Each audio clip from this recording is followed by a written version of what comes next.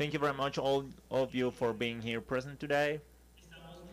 We are very proud from the Chamber of Book in Colombia to have the presence of two of the most important university presses in academic field. By suggestion of a former conversation of the Colombian Chamber of Commerce, Chamber of Book, by this president, Mr. Nicolás Morales, it was suggested to contact these two people, these two editorials, because of their trajectory in academic editions and in marketing of in the field of university books, their field. So here with us, it is Harvard University Press and Duke University Press, two university editorials that are very acknowledged in the United States. Their managers, directors of sales and marketing are here with us today, and for us it's an honor to have their presence today. Thank you very much, Michael and Susan. Gracias por estar con nosotros.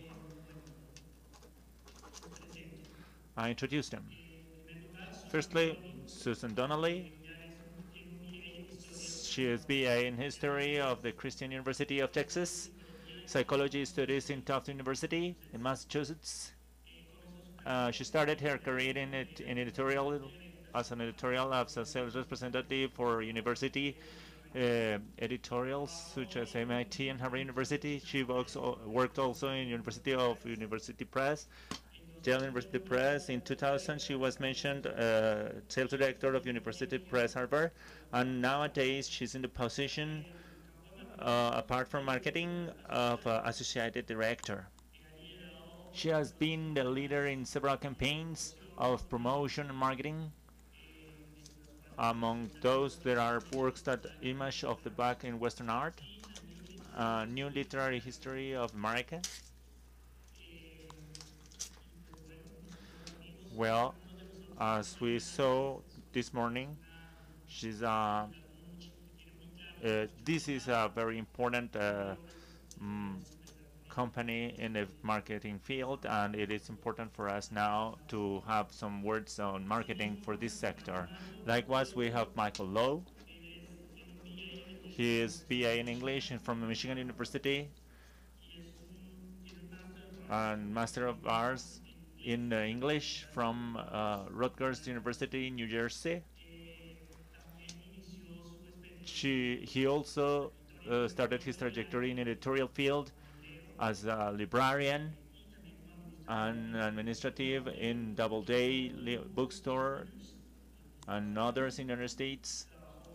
He worked in Columbia University Press as he was manager of sales, and then he entered to Duke University Press, where he exercised the position of sales manager.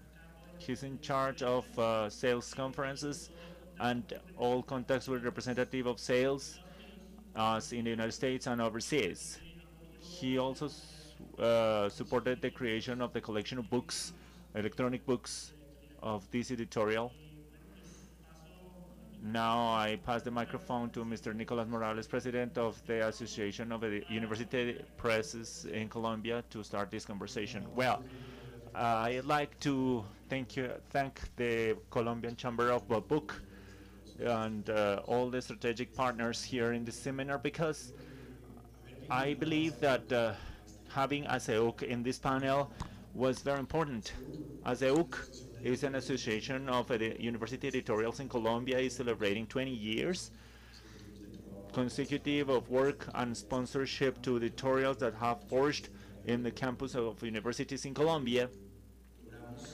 We achieved very recently to associate the editorial of number 50 University Press. We have 50 university presses associated, and we're gonna do a series of activities in the framework of this book fair and also outside. This is the first one. This was very, very important because let me tell you a confession. This is not an easy topic for editorial in university in Colombia. I don't know if Susan or Michael can tell us. It is not for North American editorials. We're going to see during this dialogue, but it is not for us easy, in part because we are young editorials, so apart from some exceptions, and in part because the topic of marketing, I cannot say recent because it is a long time ago in commercial editorials, but it is of recent introduction of editors in universities. Two things happened. One, first one, universities started noticing that editorials were important.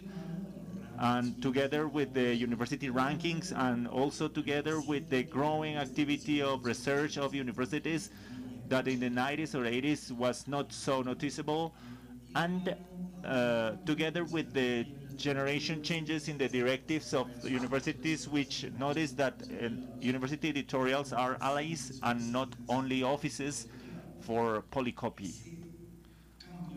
This change in the Colombian case was very important and very interesting, and it allowed that then somehow organizations, budgets changed and started being a strategic actor in the university. That's why this talking is university. That's why we are very interested. I see many associates from ASEUC and all of the people that were in this seminar this morning. And I believe that in the case of Susan, we just started. And Susan showed us very interesting pieces, and she's going to tell us a bit more about it. Mr. Jaime Van is going to articulate the forum. I'm going to make some notes. And simply, again, I thank you very much for this opportunity, this effort, doing from the U bookstore in order to articulate. I have my Pedialyte. Please don't go to the food court because I entered there and it was an awful experience. So I came here that it is strategic to be here today, for me today here, to be here. On Thursday we have the International Seminar on Scientific Journals as propaganda. This is for inscription, and we have more than 700 people subscribed, and we hope you can be present there again. Mr. Jorge Van, let's start because these people didn't come to listen to me, but they did come to see two experiences. When in editorial world, where would you like to work? When you are asked when you work, for example, in an automotive business or a football player, what club would you like to be? You always say, and I swear, this is not a flower, I say in Harvard or Duke. This is not... And when you send your CV to these people, in my case, I haven't had an answer, but I'd like to have just a spot there in those prestigious universities for me in these editorials, because I don't know if I'm wrong, they are the leaders in university editions in the United States. There are other editorials, they are important, but what they have done, Duke and Harvard, it's really impressive. Thank you very much. Let's start. Good afternoon, everyone. In order to contextualize our special guest, please, I am going to ask you something. Please raise your hand, those people that are directly linked to university editorials.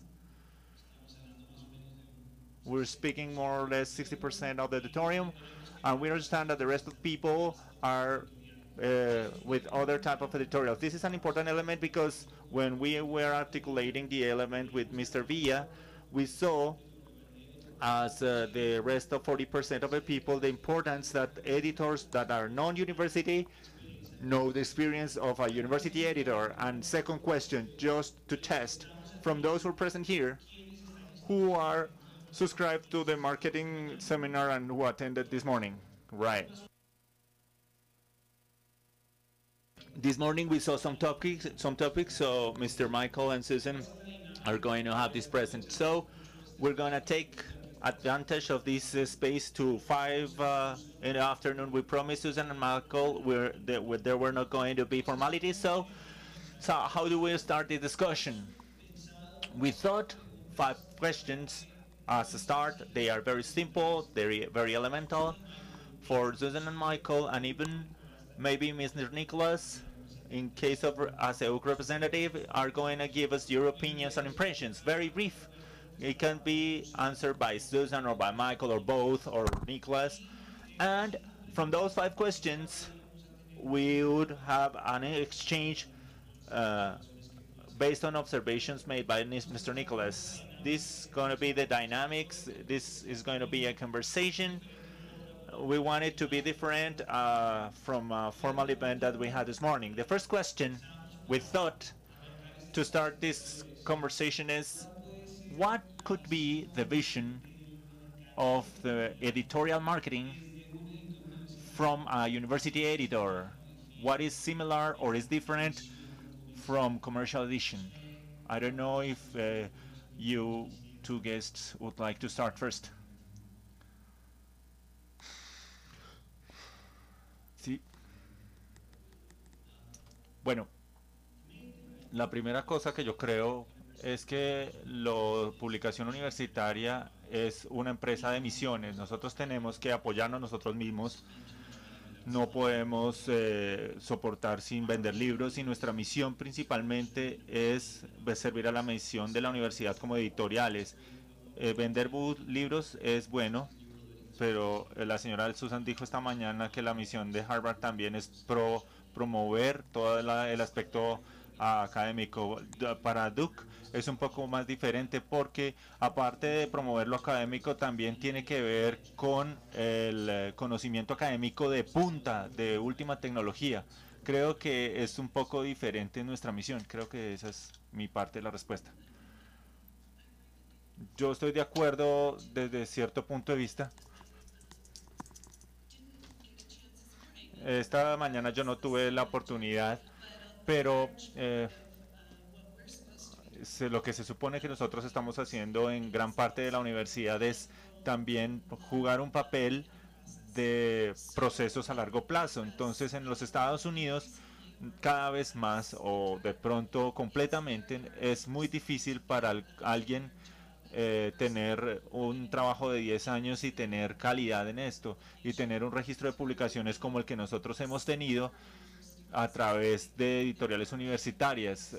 Hay unas casas comerciales como por ejemplo Northern, y hay otros en el mundo comercial que pueden entrar en el mundo académico, pero pues no es muy concebible que estas publicaciones tengan el mérito que tiene el mérito académico con sus credenciales que tienen las publicaciones de las editoriales de Yale, Harvard y todas las universidades norteamericanas.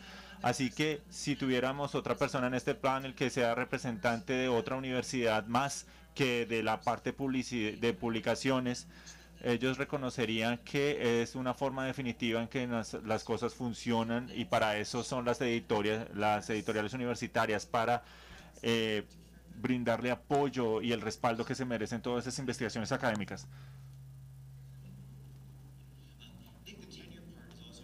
Esto de los 10 años también es muy complicado porque uno tiene que ser el garante de una garantía de sobrevivencia, porque el dinero es lo que nos apoya